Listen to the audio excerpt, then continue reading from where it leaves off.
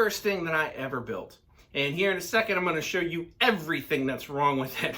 And there's quite a bit, but I do find a purpose for it. It is holding my rocker biscuits. Now, this was supposed to be the final resting place for my mom and dad, who I both lost in 2020. This was the project that got me to where I'm at now. I've mentioned before in my previous videos that my dad was a master craftsman, and I missed out all that time in the shop. So I had to learn things the hard way. There's about 8 things that I'm going to share with you that I learned since I made this.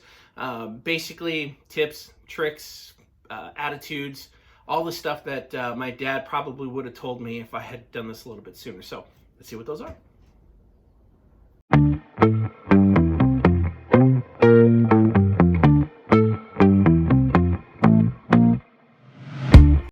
Now, disclaimer, I understand that anything that I may think today may change in the future, circumstances, skill level, things like that. But these definitely are 8 things that I have found in the first year would have made my first year so much more productive, less stressful, and a lot more fun if I would have known these things first. So,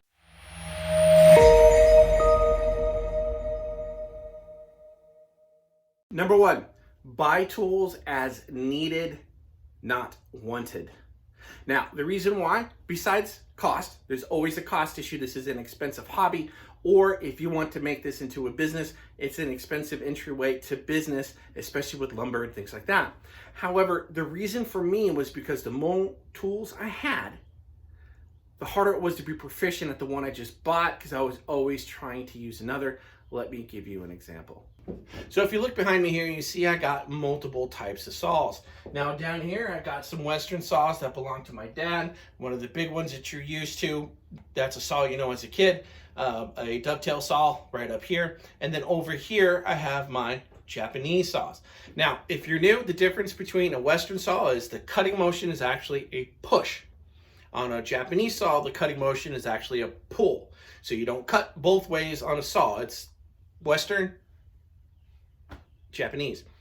I bought multiple saws of both, switched between them, did not get proficient in either, and cutting something square and flush with the saw is not easy. I mean, I thought it would be, but it is not. You need to get proficient. So pick one would be my suggestion. That's why I'm saying buy them as you need them, not as you want them, and then go from there. Number 2, when it comes to router bits, buy cheap, replace expensive. This set right here is a set that I got from Amazon, had about 36 pieces in it, I think, for $30, $40. All the yellow ones. I don't use half of these. Some of them are Coves, other ones of them are OGs, that unused ones, you know. But the ones that I do use all the time have been replaced. Like you'll see, this one here is blue. This is my 3/4 inch bit. This one off camera here is my flush trim bit. This one's been replaced with a more expensive version. Now, expensive doesn't always mean good, but when it comes to router bits, you do get what you pay for. So do your homework. There's plenty of companies out there that make fantastic bits that will last an awful long time. But these yellow ones, they don't last very long, which is why I've already had to replace them. So when it comes to your router bits, buy cheap, replace expensive. Now, just aside, that logic does not, in my opinion, work for table saw blades, miter blades, anything like that. You're going to want to invest early right away on those, because a dull blade or a blade that's inexpensive that you can't resharpen, those will add in cost over time.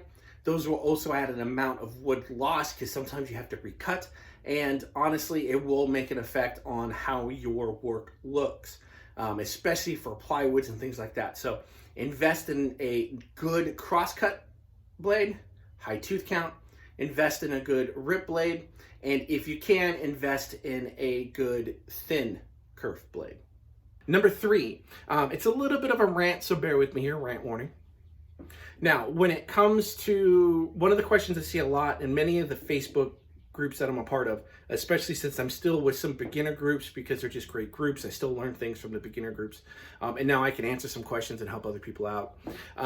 One of these questions I see all the time is, I'm a beginner, what's a good beginner project? So number 3 is, there is no such thing as a beginner woodworking project.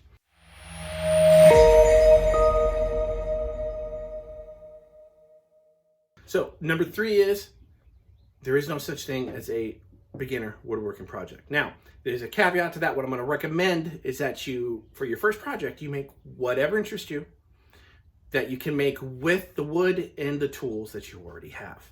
Now, on a side note to that, I do want to say that no matter what you make, as long as it's made out of wood, and as long as you are working that wood, making it smaller, making it thinner, nailing 2 boards together, you are a woodworker. So don't fall into this trap that you have to be all hand tools to be a true woodworker, or you have to make cabinets, or that if you do cut boards only, it doesn't count. Anything that you make out of wood makes you a woodworker. Be proud of that and enjoy it. Number 4, and for me, this one might actually raise some eyebrows out there. Plans are not required, but they are recommended.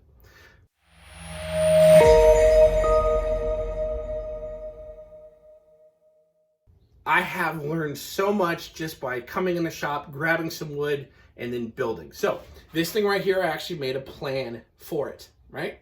Now, even when you make a plan, you're going to run into some errors. There's going to be mistakes, but I actually made a plan for this, and I made it. This did not start off with the plan. All I was making was this square right here. And then I guess the mood struck me, and the next thing I know, I have this, including all of this down here, which I just built as I went along.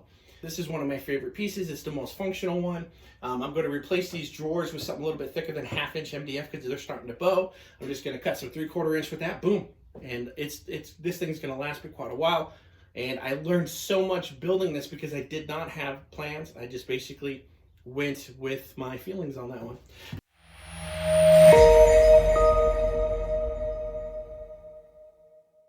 All right, number 5 is the one that I still have a very difficult time with. It's my personality flaw.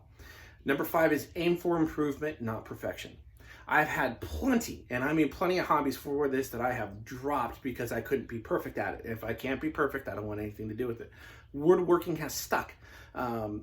Whether it's because of my connection with my dad that got me in, or whether it's because I'm getting older in age. But for some reason, I am able to look for improvements even when I do mess up. And that's saying a lot considering this is how I started. Let me show you my first project.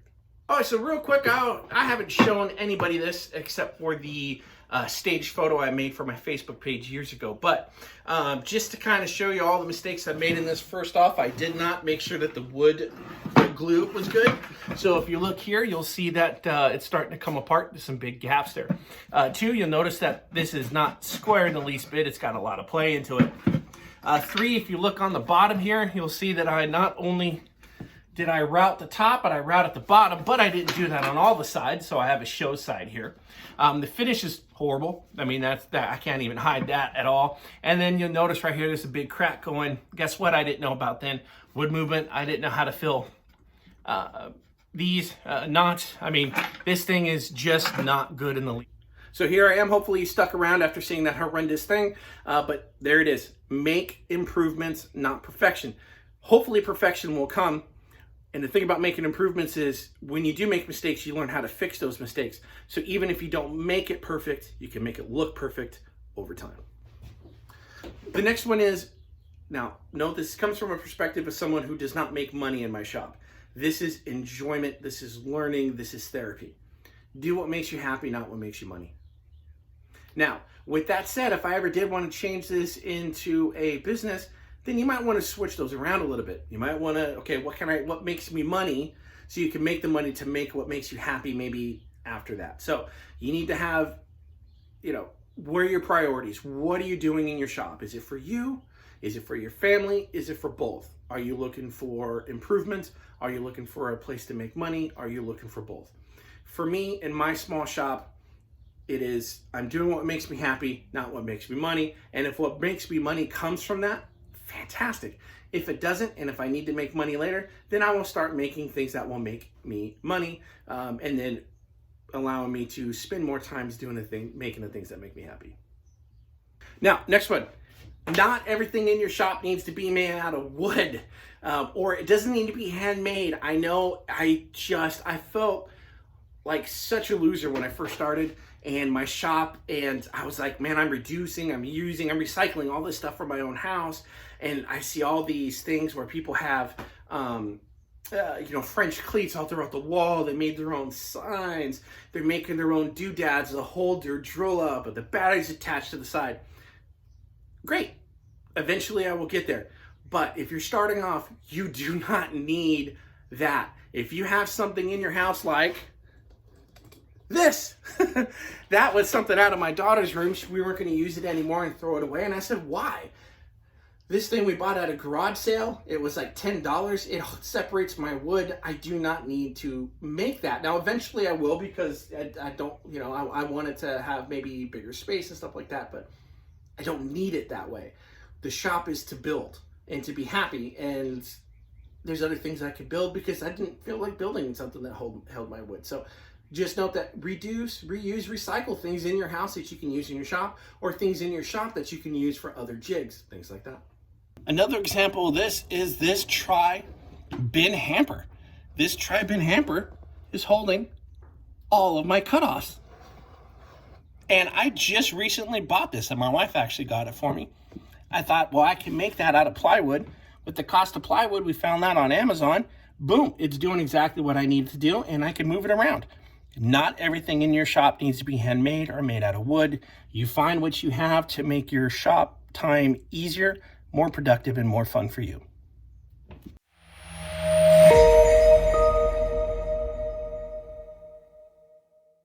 Now, the biggest rabbit hole I got sucked into when I first started doing this on the YouTube woodworking sphere is about sharpening your blades. And the reason why I fell into that is because it came to me through a lot of idiocy, and really should have known betterisms, that sharp trumps expensive. It doesn't matter how expensive your plane is, or your chisels, if they're not sharp correctly, they're useless. Now, there's plenty of ways to sharpen blades. I go with the Scary Sharp system. I like it. It works for me. I don't think there's anything wrong with using hones or anything like that, jigs, guides, any of those things. But you need to make sure that you find the best sharpening system for you. Stick with it, just like with the saws, and master it. Because once you get sharp plane blades, chisels, then you can make the moderate price chisels and plane blades work fantastic. And if you master this and you get an expensive set or an expensive plane, then your work will be that much easier and that much more fulfilling.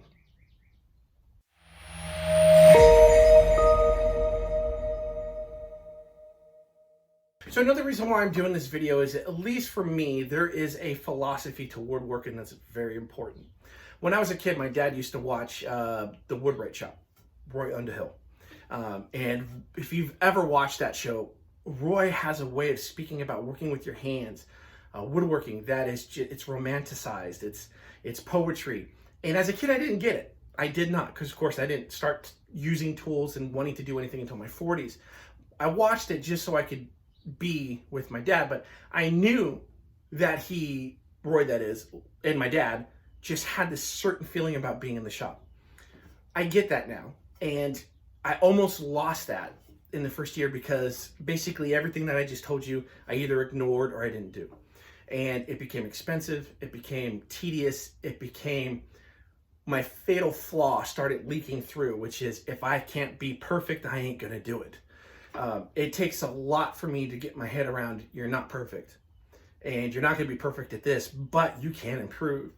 When I started just letting that go out, and I started coming out to the shop, because the shop was more than just me building stuff, then it became so much more enjoyable.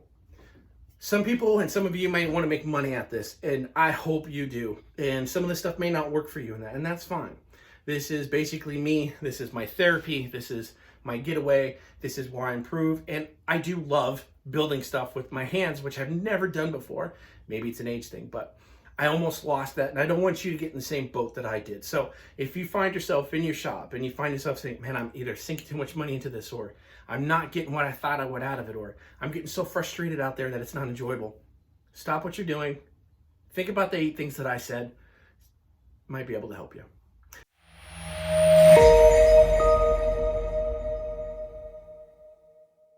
All right, so I want to thank you so much for your time today. Now, as always, if you look in the description, you will see 2 links The first link is from my Facebook page, which is the typical woodworking Facebook page of a 44-year-old. If you look below that, you will see the Instagram page. That is a woodworking of, basically, that's where my immature person gets to come out. That's where my 20-year-old woodworker comes out and does silly stuff. Now, you will see a brand new link down there today, and that's for my Patreon page. Now, I know I watch the videos. I know how that comes off sometimes. So I'm only going to mention it this one time in this one video. It's always going to be linked there. But I will tell you this. On the link, when you click there, it will go to a video specifically for people who may be remotely interested in the Patreon page. And that will be a more detailed video on what you get with the Patreon page and why I'm doing the Patreon page. All right, so we will see you next time. This is Jesse at Generations Woodcraft. You have a fantastic day. Remember, it doesn't matter if you have a big shop or a little shop.